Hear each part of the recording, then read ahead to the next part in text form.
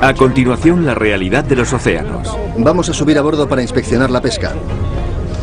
¿Llevan armas de fuego? Sí. Es una infracción. Las ballenas se desplazan en determinadas estaciones, pero ¿sabrán dónde tienen que ir cuando cambie el clima? Sabemos que las temperaturas han aumentado, pero las consecuencias han cogido por sorpresa a la comunidad científica. Si las aguas del mar subieran 1 metro, cubrirían la mitad de los arrozales de Bangladesh. Las fronteras no son un límite para los pobres. Cuando se trata de sobrevivir, las fronteras no existen. Pasarán sobre ellas. Los tiburones ballena acuden a este lugar. Si miramos a nuestro alrededor, todo está lleno de peces. Es impresionante. Había delfines por encima y tiburones ballena por debajo. Fue increíble.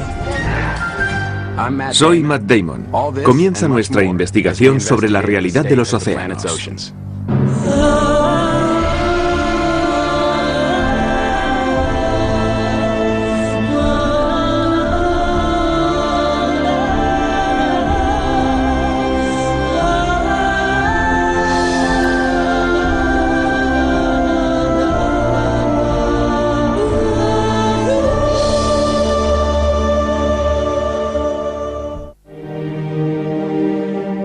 La mayor parte de la financiación para este programa proviene de la National Science Foundation, America's Investment in the Future, y también de la Fundación Arthur Vining Davis, que cree en la importancia de la educación. También la Manson Foundation y la National Marine Sanctuary Foundation han donado fondos adicionales.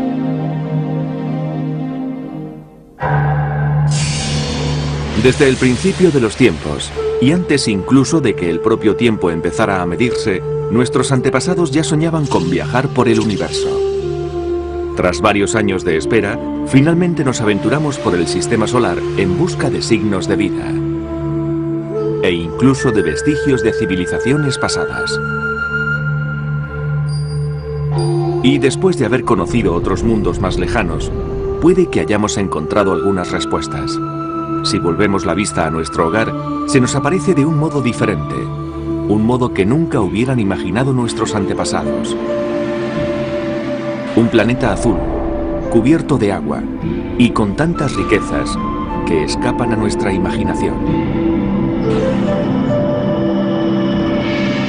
La realidad de los océanos.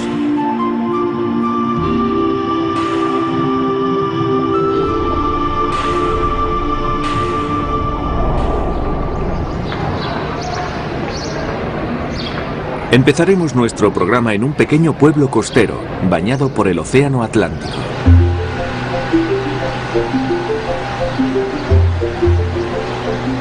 Aveiro, también conocido como la Venecia de Portugal.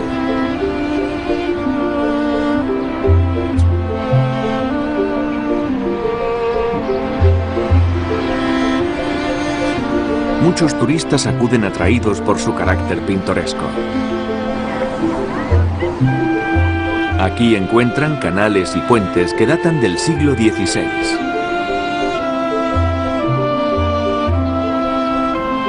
Pero los que viven en Aveiro, los que aman su forma tradicional de vida, saben que su pueblo es famoso por algo más que por sus singulares edificios y sus vistosos canales. Hace 400 años, este era el puerto desde donde zarpaba, rumbo a Norteamérica, la mayor flota pesquera de alta mar.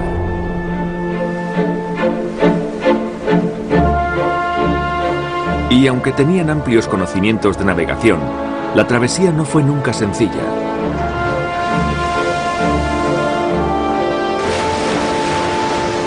Especialmente en las traicioneras aguas del Atlántico Norte.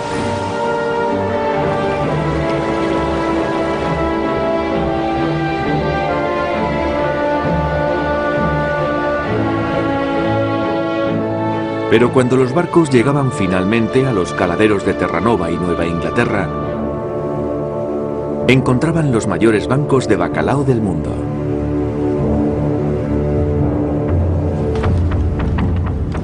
Todas las mañanas, los pescadores partían temprano, cada uno en una barca. Durante 10 horas pescaban bacalao con sedal. Y poco antes de que el sol se pusiera, regresaban al barco principal con la pesca del día. Después había que limpiar y salar el bacalao. Un proceso que podía llevar varias horas. El trabajo era muy duro, pero aquellos pescadores contribuyeron durante siglos a alimentar al mundo. Cuando se extendió la noticia de la riqueza del caladero, llegaron flotas pesqueras de todo el planeta. Con el paso de los años acudían más y más barcos, y cada vez eran mayores las capturas. A finales del siglo XX, más de 1.400 millones de kilos de bacalao eran pescados al año en el caladero del Atlántico Norte. Pero no previeron lo que podía pasar. Pronto las redes empezaron a salir vacías. Se pescaban muchas cantidades y el bacalao no tenía tiempo de reproducirse. A finales del siglo XX, uno de los mayores caladeros del mundo había quedado esquilmado. El ser humano tiende a sobreexplotar los recursos. Esa parece ser la norma de la industria pesquera. A lo largo de la historia, un gran auge suele venir seguido de una tremenda crisis. Explotan los caladeros hasta agotarlos y entonces buscan otro caladero. El bacalao ha alimentado al mundo durante años y nosotros hemos mostrado nuestra gratitud haciendo que esta especie casi desaparezca del planeta. En la actualidad hay muchas especies en peligro de extinción. Las consecuencias para los pescadores de Aveiro han sido devastadoras. Frente al paseo marítimo del pueblo, casi el 80% de los barcos de pesca de alta mar se oxidan en sus tumbas de agua. Cuando la industria del bacalao se hundió, la economía de Aveiro quedó arruinada. Los pescadores sin empleo y sus familias aprovechan la marea baja para conseguir unos pocos ingresos. Empiezan a mariscar al alba. Cuando la marea ha bajado lo suficiente, cientos de pescadores empiezan a recorrer la playa. Buscan principalmente almejas y cañadillas.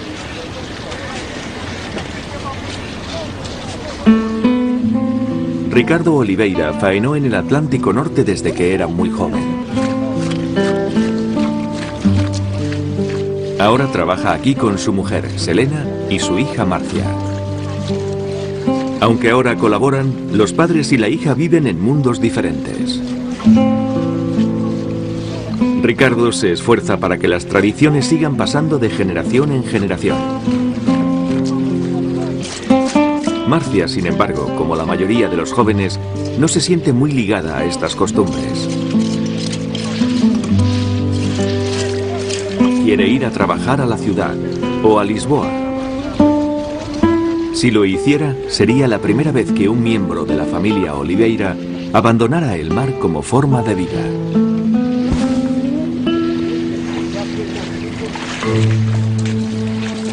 Cuando la marea empieza a subir, recogen la pesca del día para llevarla a la lonja.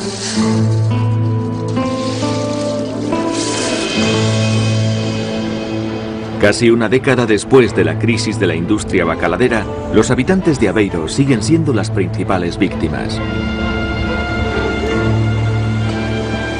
La familia Oliveira baja a la playa cada mañana. Todos saben que las oportunidades de trabajo son muy pocas.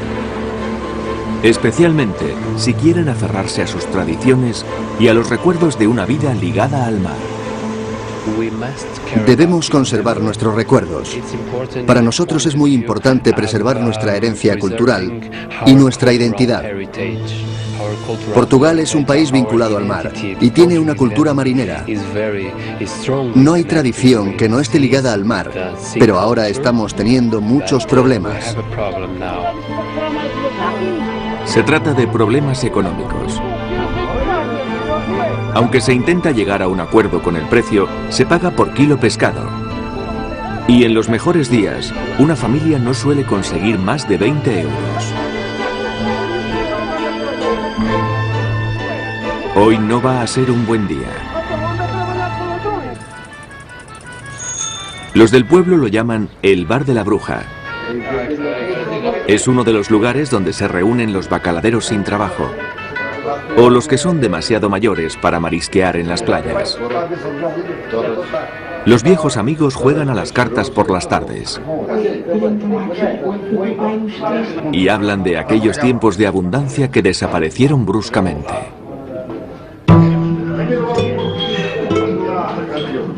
Más tarde, quizás después de unos tragos, les invade la nostalgia y recuerdan que cuando se hundió la pesquería, se llevó con ella a casi todos los habitantes de Aveiro.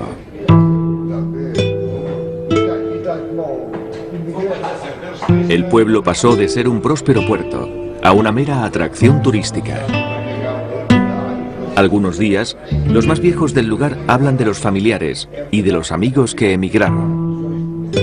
Se marcharon hacia el oeste, a unos 5.000 kilómetros de distancia, a un pueblo de Massachusetts llamado New Bedford, en Estados Unidos.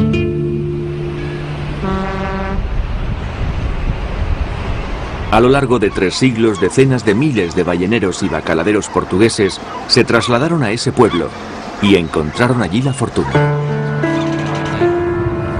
New Bedford puede parecer un pueblo próspero,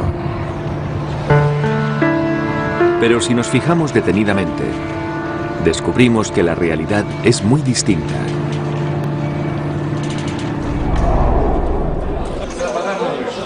Los miembros del Club de Pescadores de New Bedford tienen mucho en común con aquellos hombres del Bar de la Bruja en Aveiro.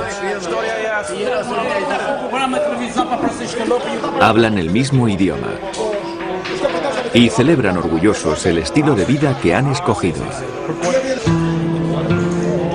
Desgraciadamente, también son víctimas de la crisis en la industria bacaladera. New Bedford tiene una de las mayores tasas de desempleo del país. Los pescadores suelen mostrarse descontentos y frecuentemente se preguntan: ¿cómo hemos permitido que desaparezca el bacalao? Dave Martins busca una respuesta. Dave es biólogo e investigador en la Universidad de Massachusetts. Y con la ayuda de los pescadores locales, trata de averiguar qué es lo que fue mal. Medimos los ejemplares que atrapamos, los etiquetamos y los devolvemos al mar. Es importante que conozcamos las rutas que siguen estos peces, a dónde se dirigen y cuánto crecen. Pero los científicos conocen de antemano la respuesta. Los pescadores de New Bedford eran demasiado eficaces. No se dieron cuenta de que el bacalao estaba desapareciendo y siguieron pescando. Si pudiésemos ver las profundidades y fuésemos conscientes de lo que le estamos haciendo al mar, nos quedaríamos impactados. Igual que cuando vemos que desaparecen los búfalos, las palomas migratorias y las aves marinas. Aquellas especies llenaban las praderas y oscurecían el cielo. Y ahora apenas vemos algunos ejemplares. Seguimos teniendo la misma mentalidad y ya hemos perjudicado al mar.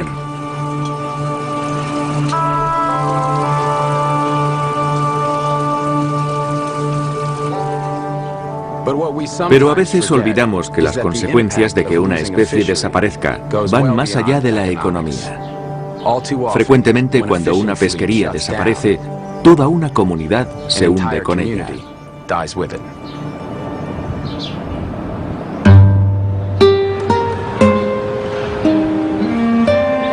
Para sobrevivir, New Bedford trata de reciclarse como atracción turística. El centro histórico ha sido restaurado y ahora recuerda al puerto desde donde Herman Melville zarpó en 1847. En el centro del pueblo está la capilla de Siemens Bethel. Melville se inspiró en este lugar para su novela, y algunas escenas fueron recreadas en la película Moby Dick de 1956.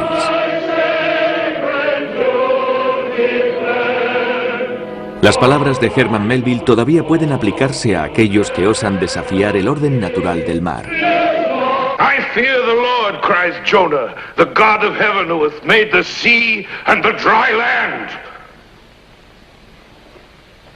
Again, the sailors mark him. Now behold Jonah, taken up as an anchor and dropped into the sea, into the dreadful jaws awaiting him. En la actualidad, la capilla de Siemens Bethel es una atracción turística. Aunque el púlpito sea una modesta recreación de una escena de la película, las paredes sí pertenecen a la época de Melville. Están repletas de nombres portugueses y de recuerdos fantasmales. Esta es la pared de los desaparecidos. Y estos son los nombres de las personas que zarparon para no regresar jamás.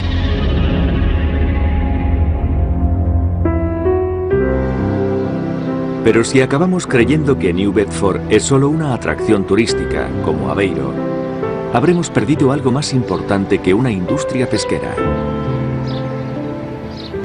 Nosotros somos gente de mar, y si acabamos con sus recursos, habremos perdido algo tan importante como la tierra misma. No debemos olvidar nuestras costumbres, ni los conocimientos que hemos aprendido a lo largo de miles de años en los mares y océanos. La desaparición del bacalao sirve de advertencia a las pesquerías de todo el mundo. Los científicos han descubierto que estamos consumiendo el último 10% de los grandes peces del planeta. Eso significa que el 90% de los grandes peces ha desaparecido. Y plantea una pregunta fundamental, que es el centro mismo de nuestra investigación. ¿Seremos capaces de reparar el daño que hemos hecho?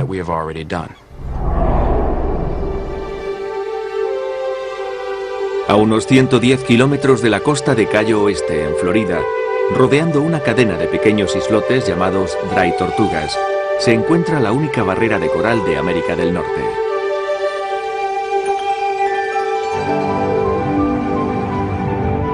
Este ecosistema es el hogar de más de 280 especies de peces.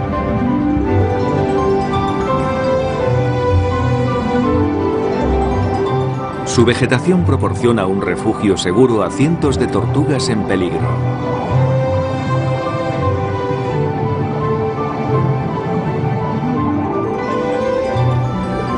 En Dry Tortugas confluyen las corrientes ricas en nutrientes que proceden del Atlántico y del Golfo de México. Este lugar es un denso remolino de biodiversidad y hay importantes regiones de desove para muchas especies de peces.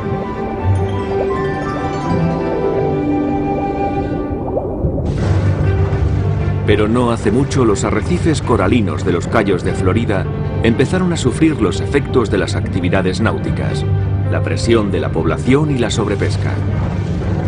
Y se agotaron las posibilidades de recuperar el ecosistema marino. Los científicos se dispusieron entonces a estudiar la población de peces y los hábitats del arrecife de coral. Y descubrieron que a menos que actuaran rápidamente, uno de los ecosistemas marinos más ricos y con más diversidad biológica acabaría destruyéndose.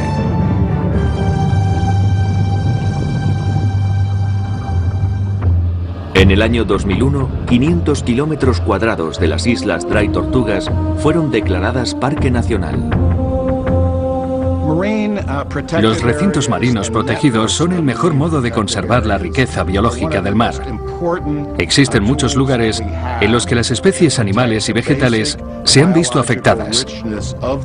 Pero gracias a las reservas y los parques nacionales, tenemos la posibilidad de recuperar la biodiversidad y la productividad del mar.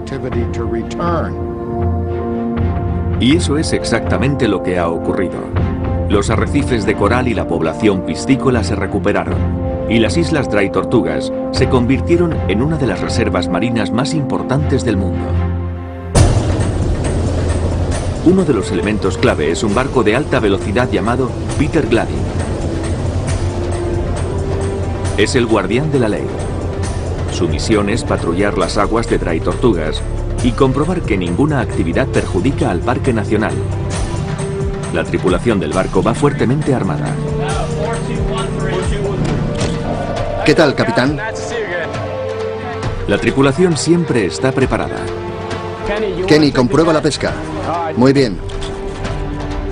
Pescado y fauna salvaje. ¿Habla español?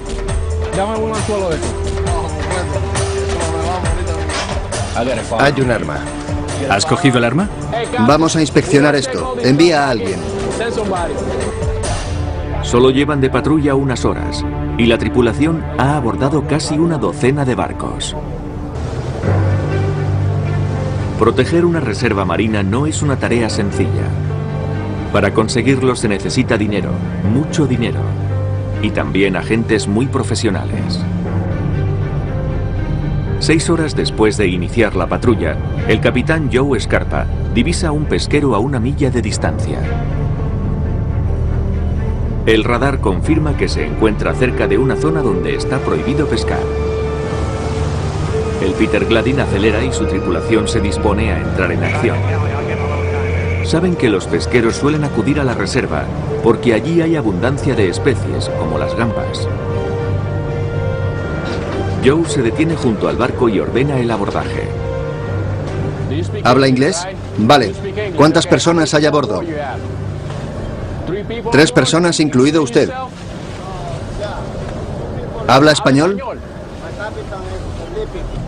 ¿Está durmiendo el capitán? Despiértelo. Vamos a subir a bordo para realizar una inspección de pesca. El agente federal, Kenny Blackburn, acompaña al capitán al puente. Kenny comprobará el sistema de rastreo para averiguar si el pesquero entró en la zona prohibida. Estoy seguro de que acaba de salir de la zona, pero no debió entrar en ella. ¿Cuándo fue la última vez que comprobaron los dispositivos? Les he echado un vistazo y todavía tenemos que revisar algunas cosas más. Kenny ordena que traigan las redes.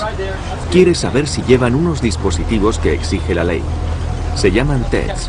Esos dispositivos ayudan a que las tortugas puedan escapar. Los agujeros son muy grandes. Tiene que arreglar los agujeros de las redes porque las tortugas podrían engancharse con una aleta y ahogarse. Cuando la red está extendida, es como un túnel. Y si una tortuga se mete por en medio, puede engancharse con las patas. Podría resultar herida e incluso morir.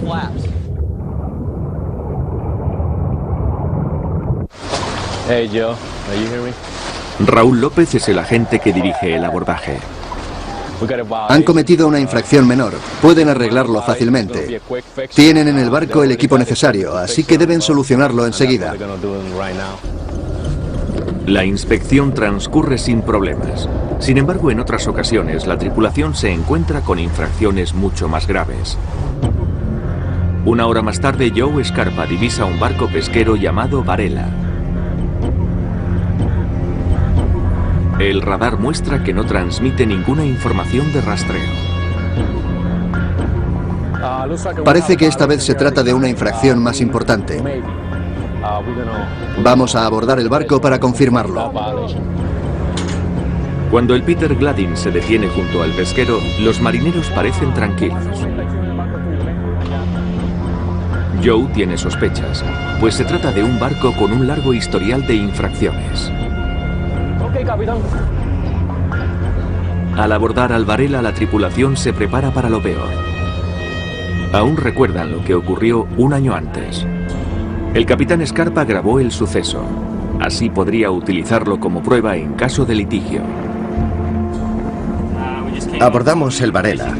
Aparentemente estaban pescando al norte, dentro de la reserva ecológica. A bordo del Varela, Raúl habla con el capitán, que admite haber pescado ilegalmente dentro de la zona prohibida. Es una infracción grave que amenaza el desarrollo de la reserva. Media milla dentro de la reserva de Dry Tortugas. Vale. Eso es lo que filmaste. ¿Está de acuerdo? Sí, lo está. En la bodega encontraron 700 kilos de pargo, que fueron confiscados inmediatamente. El Varela fue escoltado hasta Cayo Oeste y multado con $25.000. Le quitaron la licencia durante 60 días y el capitán fue despedido.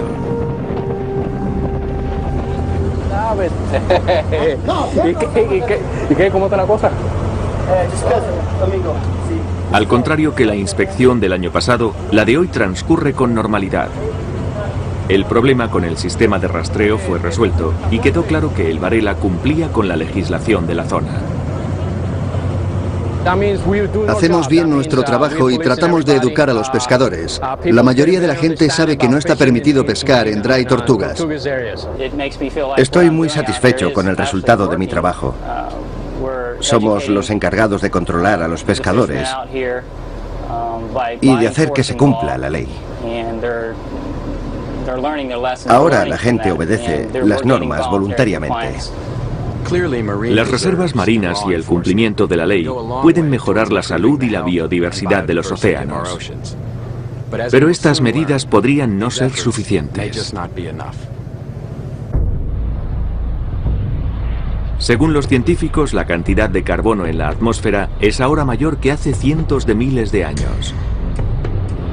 La temperatura media de nuestro planeta está subiendo más rápidamente que en cualquier otro momento histórico. Los países ricos contribuyen más al cambio climático debido principalmente a sus enormes ciudades. Por otro lado, su estilo de vida perjudica más al planeta que el de los países en vías de desarrollo.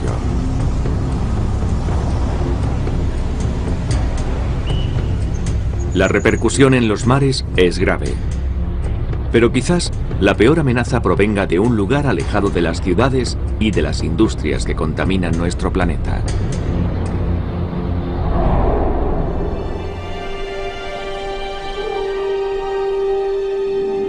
Groenlandia es una enorme isla en la que todo parece estar congelado.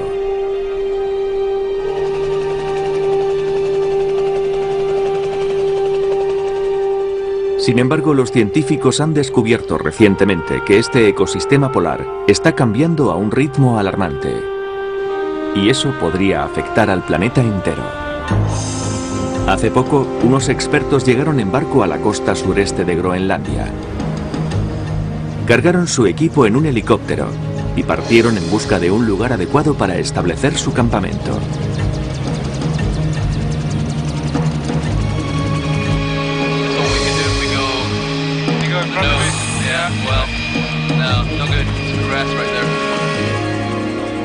Su destino era el glaciar de Kandergluksuaq.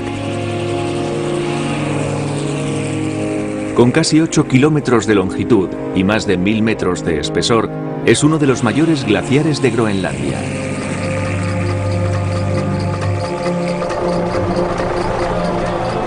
Cuando los científicos llegaron, instalaron una serie de sensores de GPS sobre la capa helada. Su misión consistía en medir la velocidad a la que el glaciar descargaba el hielo en el océano.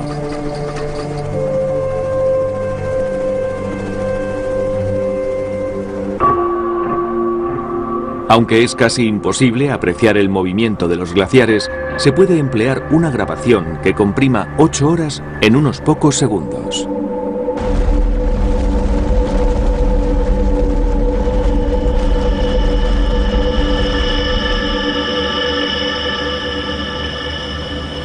De nuevo en el barco, los científicos se dispusieron a calcular la velocidad del glaciar. Procesamos los primeros datos. Los científicos descubrieron que el glaciar se mueve a un ritmo de 14,5 kilómetros al año, es decir, 40 metros al día. Este resultado fue sorprendente. La velocidad del glaciar hacia el mar se ha triplicado en solo 10 años. Eso puede hacer que la capa de hielo se derrumbe sin que nos demos cuenta. Una parte importante del hielo de Groenlandia podría desaparecer muy pronto. Las consecuencias serían aterradoras. Cuando un glaciar adquiere velocidad, es casi imposible detenerlo. Pero todavía queda un misterio por resolver. ¿cuál es el motivo de que los glaciares se aceleren? Algunos creen que se debe a los lagos de agua fundida que se forman sobre la capa de hielo en los meses de verano.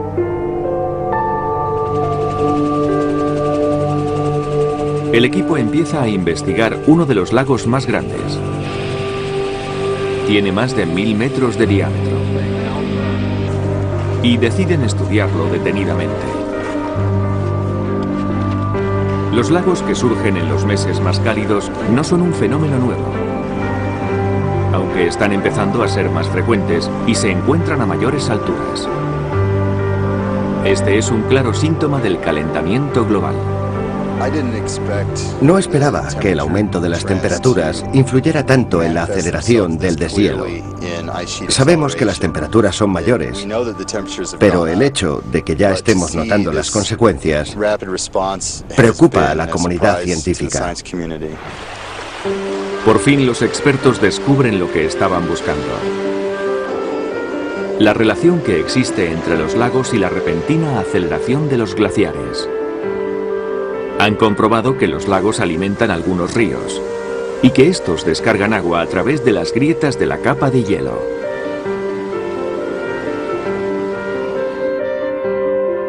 Los científicos creen que cuando el agua de los lagos llega al fondo de los glaciares, ayuda a que estos se deslicen sobre el lecho de roca.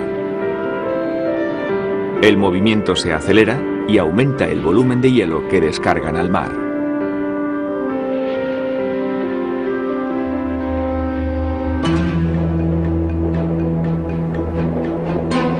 El problema es que cada vez que se descarga hielo al mar, aumenta el nivel de los océanos.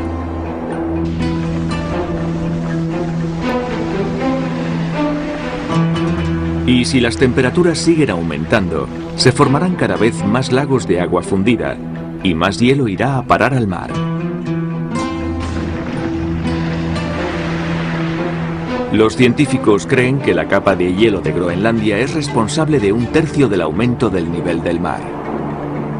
Si se fundiera toda la capa, el agua de los mares del planeta se elevaría 7 metros. Sería catastrófico.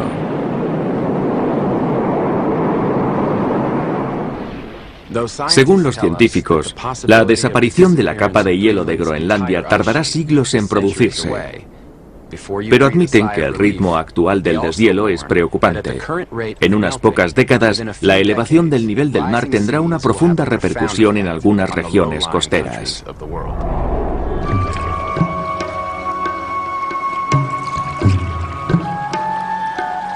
Bangladesh está rodeado de agua.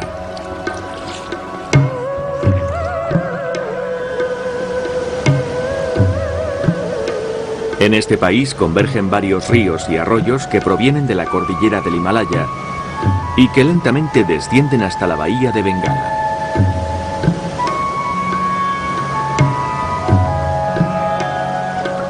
Aquí, en el delta, el ritmo de vida no ha cambiado en varios siglos.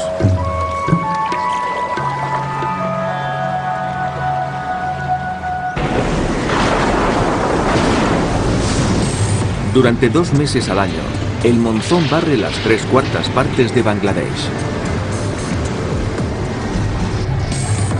Hasta 25 millones de personas han llegado a quedarse sin hogar debido a las inundaciones. Pero el país siempre se las ha arreglado para superar estas catástrofes anuales. Sin embargo, Bangladesh no puede escapar de su geografía. La mayor parte del país está solo unos pocos centímetros por encima del nivel del mar. Debido al ritmo acelerado de deshielo que ha experimentado el planeta durante los primeros años de este siglo, esperamos una subida del nivel del mar de 1,5 metros aproximadamente. Si aumentara 1 metro, cubriría la mitad de los arrozales de Bangladesh, un país de 151 millones de habitantes. Y si la población perdiera gran parte de la cosecha de arroz, las consecuencias serían catastróficas. En el futuro, cuando el nivel del mar aumente y se inunden las tierras bajas de Bangladesh, millones de personas se verán forzadas a buscar refugio. Muchos se dirigirán a la capital del país, Dhaka. Esto provocará un desplazamiento masivo de personas. No miles ni cientos de miles, sino decenas de millones. Y resulta difícil imaginar que toda esa población pueda vivir en una ciudad del tamaño de Dhaka. Las pobladas calles y callejuelas de la capital no podrán aceptar el flujo de inmigrantes. De sus 9 millones de habitantes, 3 millones viven en condiciones de pobreza extrema, sin electricidad, agua corriente ni saneamientos. Además, es una ciudad proclive a la violencia. La falta de alimentos provocará una tensión desmedida y los disturbios serán inevitables. Millones de inmigrantes se verán forzados a buscar un nuevo hogar y esta vez tendrán que cruzar la frontera para ir a la vecina India.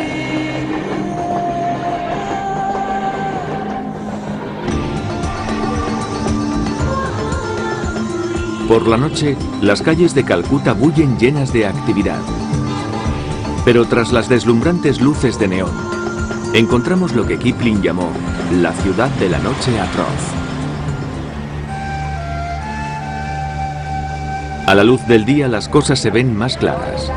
Las enormes dificultades a las que deben enfrentarse sus 15 millones de habitantes resultan sobrecogedoras. Pero a pesar de todo, Calcuta ha sido siempre el destino preferido de los inmigrantes ilegales de Bangladesh.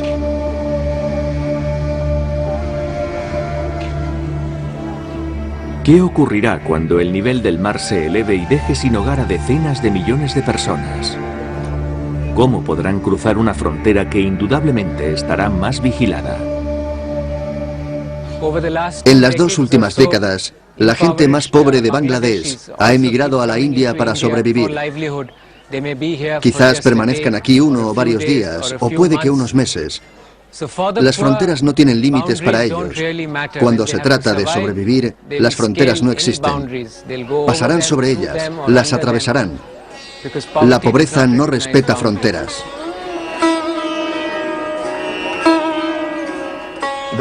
Quizá esos millones de personas no tengan que huir de la subida de las aguas hasta dentro de varias décadas, pero existe una amenaza más inmediata asociada al calentamiento global. Y ya está afectando a otro lugar del planeta. Esta es la zona occidental de Sudamérica, los Andes, una de las cordilleras más altas del mundo. Sus cumbres superan los 7.600 metros. Y en sus laderas encontramos más de 700 glaciares. Los glaciares están retrocediendo. El agua fundida se utiliza en la estación seca para los cultivos, para beber y para otras necesidades. Pero si los glaciares siguen derritiéndose, llegará un día en que no podrán contar con esa agua. Los científicos estiman que debido al calentamiento global, los glaciares de Sudamérica podrían haber desaparecido por completo en el año 2015. Aquí, en Perú, la fusión está ocurriendo a un ritmo mucho más rápido. Se espera que estos glaciares, que tienen una edad superior a los 18.000 años, desaparezcan en 1 o 2 años. La distribución de la población mundial se produjo durante un periodo de tiempo diferente.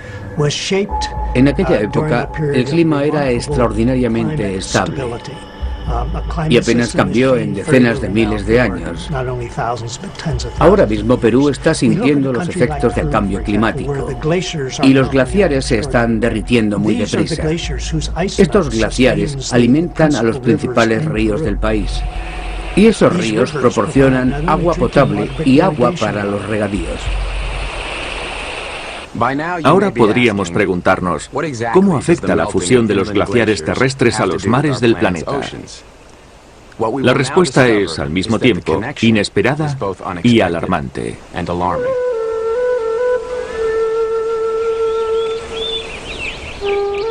Desde los tiempos de los incas, los glaciares han sido la única fuente de agua para los pequeños agricultores y ganaderos.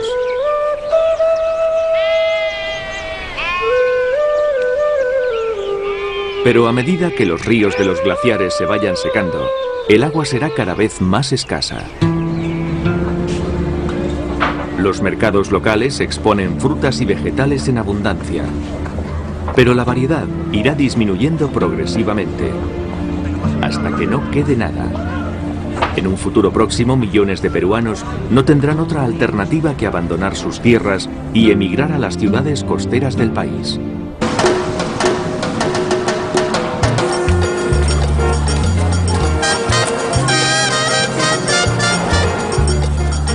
Lima, en tiempos una pequeña ciudad portuaria, es hoy en día una bulliciosa y superpoblada metrópolis de 9 millones de habitantes. Aquí casi todo el agua procede de los arroyos helados de los Andes. Los más privilegiados tienen agua en abundancia, y resulta difícil creer que esta ciudad fuera construida en uno de los desiertos más secos del mundo. Sin embargo, para los 4 millones de personas que viven en las chozas que rodean Lima, simplemente no hay agua. Las ciudades no se suelen adaptar bien al gran flujo de personas que llega del campo. No poseen la infraestructura, ni la distribución de agua, ni la red eléctrica adecuada. Ni tampoco disponen de viviendas, escuelas y hospitales suficientes. Cerca de Pachacútec existe una comunidad cuyas casas son de madera, paja y chapa ondulada. La mayoría ha venido en busca de empleo. Pero lo que realmente han encontrado es un lugar sin sistemas sanitarios ni recursos y con una red eléctrica deficiente. El agua potable se almacena a los lados de las carreteras, en viejos bidones de petróleo. Varias veces al día, María Cortés recoge agua de un bidón marcado con el nombre de su familia. El agua la trae un contratista privado y el costo excede la cuarta parte de los ingresos de su marido. Pero no hay otra alternativa. María y su familia necesitan el agua para vivir. Y posiblemente en un futuro cercano, los refugiados tendrán que sobrevivir en lugares iguales o peores que este. La situación será caótica, especialmente cuando cientos de miles de personas huyan de las tierras altas de los Andes y vayan a la ciudad en busca de comida. Existe una conexión entre lo que sucede en el mar y lo que ocurre en la tierra. Y los que antes sienten los efectos son los más pobres. Si pierden su fuente de alimentos, tendrán que buscarla en otra parte. En Lima, y especialmente aquí en Pachacútec, la fuente principal de proteínas, y también la más barata, es el pescado. Pero en algún momento cercano, la necesidad de alimentar a una nueva oleada de inmigrantes dará paso a una crisis.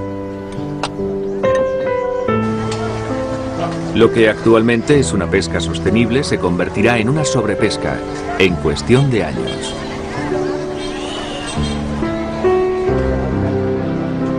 Para agravar la situación, a unos cientos de metros de las populares playas de Lima, se vierten al Pacífico aguas residuales semitratadas. Y a medida que se secan los ríos de los glaciares y aumenta la población urbana, la polución hará que las aguas locales se conviertan en aguas muertas, sin ninguna clase de vida. Cuando esto suceda, la población de Lima, con los millones de inmigrantes que huyeron de las tierras altas de Perú, perderán su fuente principal de proteínas. Necesitamos resolver el problema de la sobrepesca y de la destrucción del hábitat marino. Se necesita urgentemente una solución. Debemos enfrentarnos al cambio climático global. El cambio climático nos afecta a todos. Las especies marinas están acostumbradas a un hábitat, con su temperatura y sus corrientes. Pero las condiciones podrían cambiar. El pingüino emperador necesita el hielo de la Antártida para reproducirse. ¿La desaparición de ese hielo provocará la extinción de los pingüinos? Las ballenas tienen la costumbre de desplazarse en ciertas épocas. Los lugares donde se reproducen y donde encuentran alimento están grabados en su cerebro. Pero, ¿sabrán dónde tienen que dirigirse cuando cambie el clima? ¿Y qué les pasará a los arrecifes de coral? Si aumenta la temperatura y la acidez de los océanos, ¿perderemos este hábitat insustituible para plantas y animales? ¿Qué les ocurrirá a los salmones? ¿Cómo llegarán a los arroyos donde nacieron cuando estos hayan desaparecido junto con los glaciares? También a causa del calentamiento global, los huracanes serán más fuertes. Eso hará que la polución aumente en las costas y los más afectados serán las nutrias y otros mamíferos marinos. Hay miles de especies que dependen de las estaciones y de las corrientes marinas para sobrevivir. Esas especies tendrán que adaptarse rápidamente al cambio climático global. Tendremos que reducir las emisiones de carbono a la atmósfera. Habrá que recurrir a los combustibles renovables o inventar algo que capte el dióxido de carbono que emiten las fábricas y los coches. El futuro se presenta complicado y el proceso para obtener energía afectará a nuestra economía. Los combustibles fósiles han propiciado un rápido desarrollo global. Pero no podemos olvidar que nuestros actos repercutirán en las siguientes generaciones y debemos cuidar las cosas que les pertenecerán en el futuro. Ante el cambio climático no hay respuestas fáciles ni soluciones rápidas. De momento nada podrá evitar que el dióxido de carbono llegue a la atmósfera. Pero afortunadamente, en el caso de los océanos, algunas comunidades han encontrado el modo de frenar la destrucción del ecosistema marino. A 65 kilómetros de las costas de Belice, en una pequeña isla caribeña, está el Parque Nacional Logging Bird. Allí el ritmo de la vida, como el del viento y las corrientes, está gobernado por las fuerzas de la naturaleza. Varios meses al año, durante la luna llena, se produce un suceso extraordinario. Bajo la superficie del mar, decenas de miles de peces de arrecife, como el pargo y el mero, se dan cita en un lugar llamado Gladden Spit.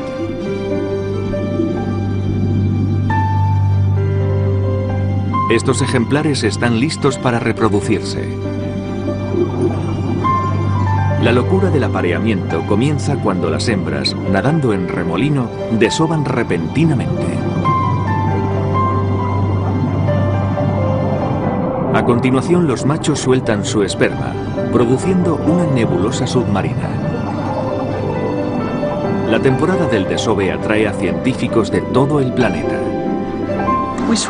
Los tiburones ballena acuden a este lugar. Si miramos a nuestro alrededor, todo está lleno de peces. Los peces se reúnen para desovar en una colina del arrecife. Aquí las corrientes convergen y alejan las larvas de la costa. Da un poco de miedo encontrarse dentro de una de esas nubes sin saber de dónde proviene. Y también acude el mayor pez del planeta. El tiburón ballena llega a medir 20 metros de longitud. Acuden para alimentarse de las densas nubes de huevos que liberan las hembras. Hace varios años los biólogos marinos descubrieron que había un problema. Al inicio de la estación del desove, los pescadores locales capturaban toneladas de pescado. De modo que el pargo y el mero no tenían la oportunidad de reproducirse. Como consecuencia, su población empezó a disminuir y los tiburones ballena buscaron otros lugares de desove más prolíficos.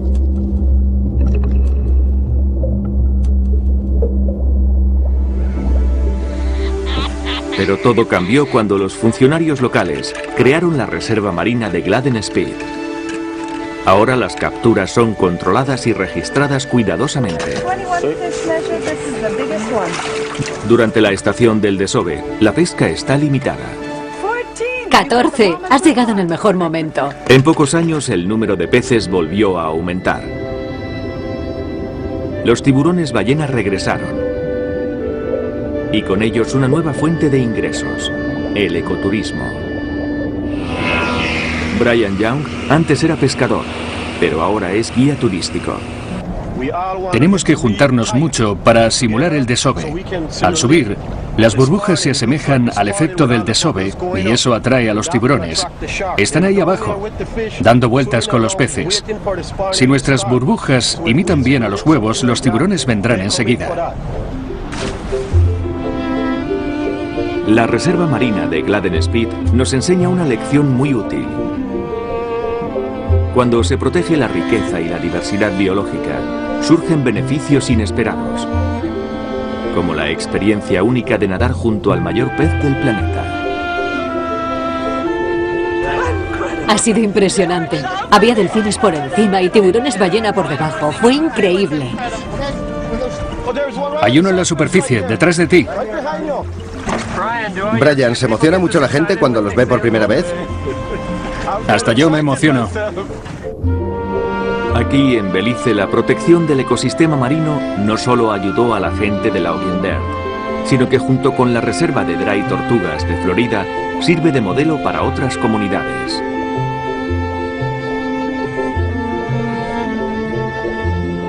La administración de nuestros océanos es vital, pero no debemos olvidar que también son lugares de una increíble belleza.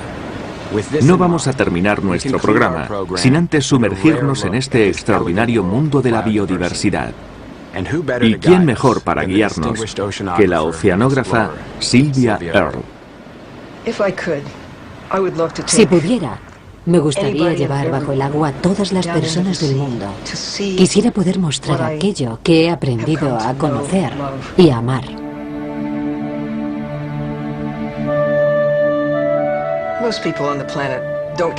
La mayoría de la gente no ve el mar del modo en que yo lo hago, desde el interior, encontrándome con las criaturas en su propio entorno. Esta es la realidad. El mar es un sistema vivo. Y eso es lo que hace posible que haya vida en el planeta. No consiste solo en agua y rocas.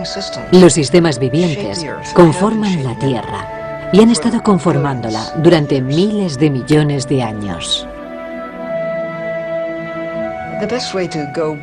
La mejor manera de descubrir las profundidades es surcar el agua en un pequeño submarino. Con frecuencia me preguntan si no me da miedo, si no me siento sola. Yo les contesto que no, que me encanta bajar allí, porque allí no estoy sola.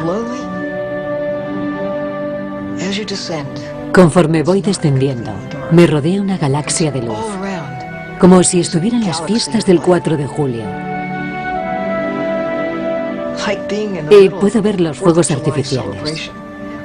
Son pequeñas chispas, fugaces y brillantes, que provienen de las medusas y de minúsculos crustáceos.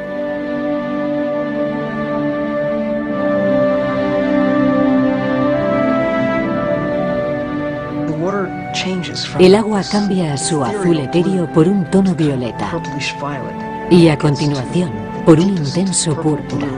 Finalmente, todo se vuelve negro. Me encantaría compartir esa experiencia con todo el mundo y enseñarles que el mar está vivo. El mar es lo que hace que nuestro mundo funcione.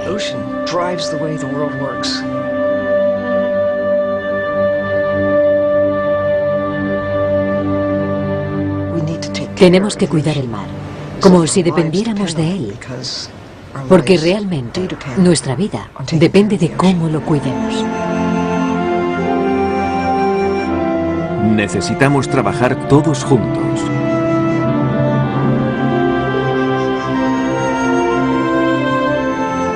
Tenemos que encontrar el equilibrio entre lo que deseamos y lo que el mar puede ofrecernos. Aunque vivimos separados por la distancia y la cultura, los 6.500 millones de personas que nos alimentamos de la rica diversidad del mundo natural, mantenemos vínculos comunes.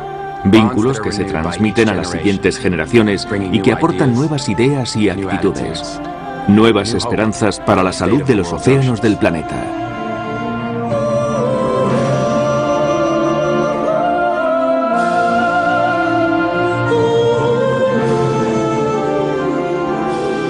El planeta Tierra Este es nuestro hogar. Aquí es donde nuestro viaje de descubrimiento debe comenzar.